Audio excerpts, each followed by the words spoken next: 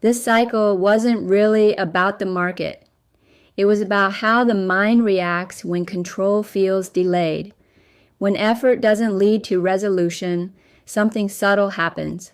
Motivation drops, urgency rises.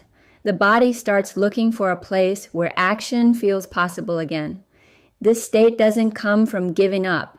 It shows up much earlier. You see it in everyday life, waiting on paperwork, emails that don't get answered, decisions that depend on someone else's timeline, money that's in limbo, plans that can't move forward yet. When action no longer creates closure, the nervous system experiences that as blocked agency. The mind doesn't like open loops. When it can't close them where they started, it looks for another outlet. In trading, that outlet is often action, not because there's edge, but because action feels like safety. That's how over-engagement begins. After a win, instead of standing down, there's a pull to re-enter, not to make more money, but to keep momentum going. Familiar names feel easier. Decisiveness feels calming. The market becomes a place to restore control that feels unavailable elsewhere. This isn't greed, it's regulation. This cycle, I watched that pattern surface in real time.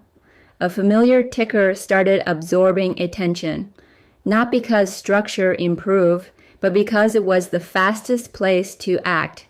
The behavior was subtle, checking the same chart repeatedly without new information, mentally rehearsing exits that weren't required yet, calling it monitoring when it was really discomfort with waiting. That's how risk actually increases, quietly, before position size changes, before P and L reflects it. The turning point wasn't prediction. It was noticing the thought, I need to act, without obeying it. That skill is metacognition, awareness of thinking itself. That single pause restores manual control. Urgency stops being a command and becomes information. In this case, it led to a small intentional exit, a capped loss. No defending the trade, no escalation. The system held. Here's the part most people miss. Account damage almost never begins with a large loss. It begins with attention narrowing, patience compressing, and reasoning softening. You can spot it early. Your market scan stops expanding. You revisit the same position without new data. Explanations start sounding thinner. When that happens, the correct response isn't more analysis. It's less exposure. That's what discipline looks like in real time. Not perfection, timely intervention. At the same time, income strategies stayed completely out of the live account. Covered calls were practiced in a sandbox environment only, not to maximize return, but to train patience, repetition, and acceptance of assignment. No early exits, no optimization, just letting cycles complete. Because readiness isn't proven by confidence. It's proven by behavior across full cycles. This distinction matters. The live account exists to protect capital and identity. The sandbox exists to train behavior without consequence.